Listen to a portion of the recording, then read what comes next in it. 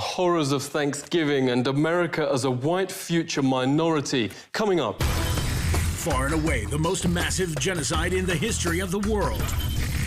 The lowest life expectancy in the West. And the year the U.S. will turn native.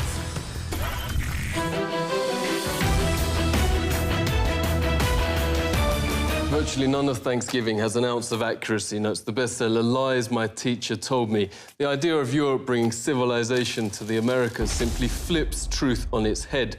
This is what European explorers actually found in North America. Far and away the most beautiful city on Earth. 5 times the size of London or Rome. Great towers and buildings rising from the water. 60,000 gleaming houses, and how spacious and how well built they were. Of beautiful stonework and cedar wood, and the wood of other sweet-scented trees. The many streets and boulevards of the city were so neat and well swept, despite the multitude of inhabitants, crisscrossed with a complex network of canals, like an enormous Venice, but also remarkable floating gardens that reminded of nowhere else on Earth. While Europe was drinking water from its polluted city rivers, huge aqueducts transported America's water from fresh springs. But what impressed most were the special merchant areas where timber and tiles and other building materials were bought and sold, as well as greengrocer streets where one could buy every sort of vegetable, fruits, honeys, nut paste and chocolates. Astonished by the personal cleanliness and hygiene of the colorfully dressed populace, and by their extravagant use of soaps, deodorants and breath sweeteners. Most Europeans never bathed and kept clothes on at all times. The Pilgrim's Notes biographer Zini Feiner had a terrible smell. Indians tried, quote, without success to teach them to bathe. The settlers also had bad breath from rotting teeth. Death and starvation was so common that corpses were just dumped in open pits known as poreholes. Many turned to alcohol and committed suicide. In fact, the story of the first settlers has been deliberately changed, notes author James Lowen, because the truth is so shameful. They actually settled hundreds of miles further south and stayed in America because the mission was a failure. Their real aim, reports historian Robert Beverly, was to find some gold and take it back to Europe. They spent their days digging random holes in the ground, haplessly looking for gold instead of planting crops. Soon they were starving and digging up putrid Indian corpses to eat. They took some Indian prisoners and forced them to teach the colonists how to farm. And the meal with the natives wasn't quite the Thanksgiving shown on TV and in schoolbooks. The colonists offered the Indians a toast to eternal friendship, whereupon the chief, his family, advisors, and 200 followers dropped dead of poison. In mainstream history books, perhaps the most common description of American territory then is virgin land. In fact, notes historian Peter Jennings, it was widowed. Horrific enough, the Nazi ethnic cleansings in Europe during World War II. Leading American studies professor David Stannard notes it's dwarfed by, quote, far and away the most massive act of genocide in the history of the world. The death of 100 million indigenous people in the, quote, American Holocaust. Some from disease, but also vast numbers from a deliberate policy aimed at wiping out the race that mainstream history books continue to pretend never happened. He knows when Heinrich Himmler called the final solution, quote, delousing, Himmler was only echoing the Pilgrim Army's rallying cry, nits make lice, nits being Indian babies. This was a map of Indian nations across the US. 80% of the first government's entire budget went on attacking existing Indian settlements to take their developed farmland. The settlers would most probably not have survived, writes Jennings, on their own. 95% of America's entire population was then wiped out. American Holocaust notes there is documented evidence of colonist leaders going town after town, deliberately killing all men, women and children. Yet school text and history books remain silent. Orders came from the very top. Under the direct order of George Washington, at least 28 of 30 Seneca towns and all the towns of the Mohawk, Onondaga and Cayuga were simply obliterated. George Washington wrote the Indian country, quote, must be destroyed. Thomas Jefferson called to, quote, pursue Indians to extermination. Nobel Peace Prize winner Theodore Roosevelt called beneficial the eradication of the native race. Stannard notes genocide was official public policy. California Governor Peter Burnett in his 1851 message to the legislature. Extermination must continue to be waged until the Indian becomes extinct.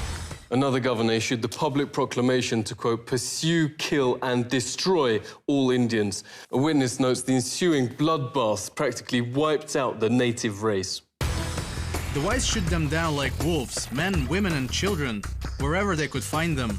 This war of extermination against the Aborigines is tending to the final extinction of the race. What reportedly saved the race from extinction was their use as slave labour. This extermination policy has proved so injurious to the interests of the whites. Indian labour is indispensable. Highly prized slaves were Indian girls as young as 3, said the Marysville Appeal, for fulfilling double roles of labour and of lust. Phil Lane Jr. is hereditary chief of the Hankton One First Nation. Phil, really great to see you. What facts are being airbrushed out of history? Practices were that sometimes you don't want to speak about. And they not only wiped out most of the people, but the way they did it, the greatest loss of people any time in history. Cultural genocide is still being waged on surviving Indians, reports Truthout. From the start of the 20th century, children were forced into so-called Indian boarding schools, designed to, quote, kill the Indian in them, according to the system's founding father, Richard Pratt.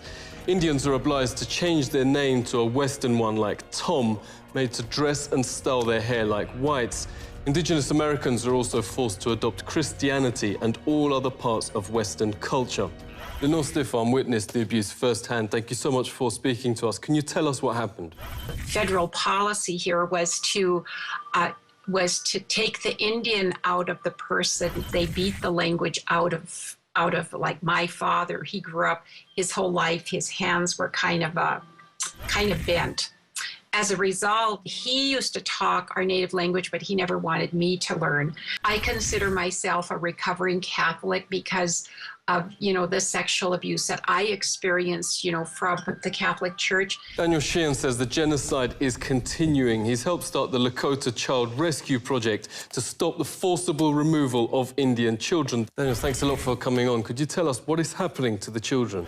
And what we discovered is that not only were the children being taken on an epidemic level, that it was happening on every single one of the reservations and in virtually every one of the major cities. The International Convention Against Genocide actually has a provision which expressly identifies what's going on as genocide, that the systematic undertaking on the part of the racially dominant culture in a given nation state, taking away indigenous children from their native tribes and putting them in the white culture has been identified as genocide.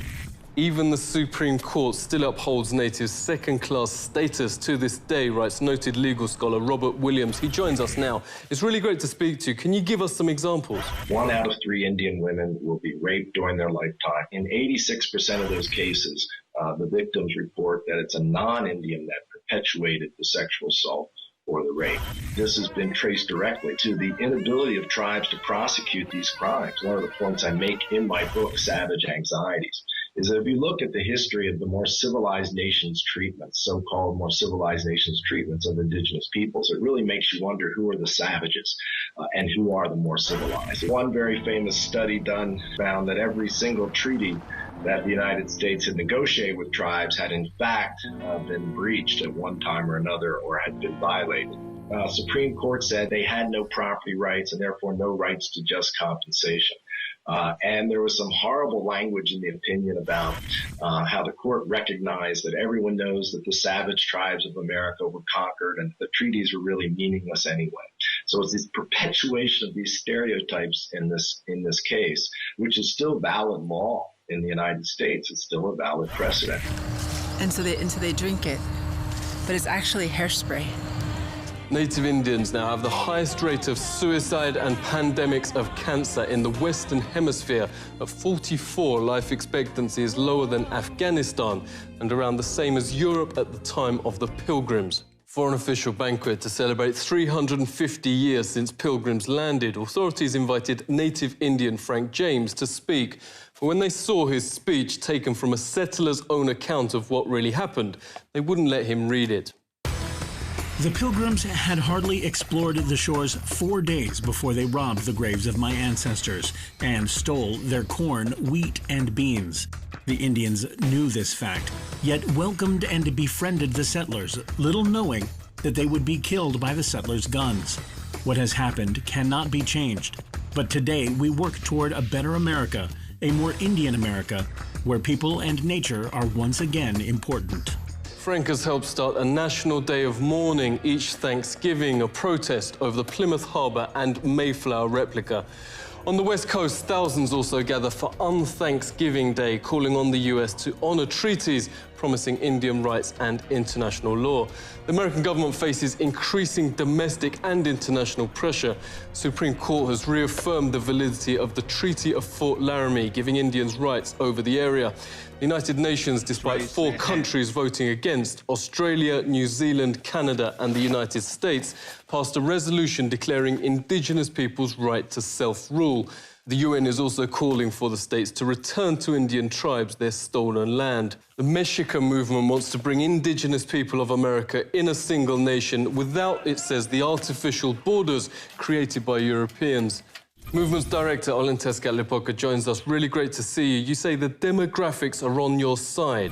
We are projected to be the majority in the states of California and Arizona, and basically the western United States.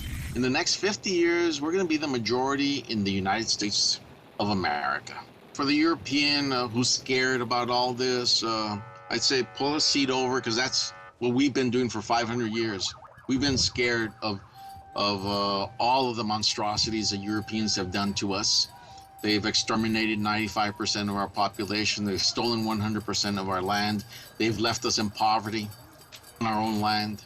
Many cities throughout the US are already majority Indigenous. In 8 years, 8 more states are projected to be white minority. In 30 years, that will apply to the United States as a whole. The reaction of certain Americans is already causing some surprise. Seek truth from facts. This is The Truth Seeker.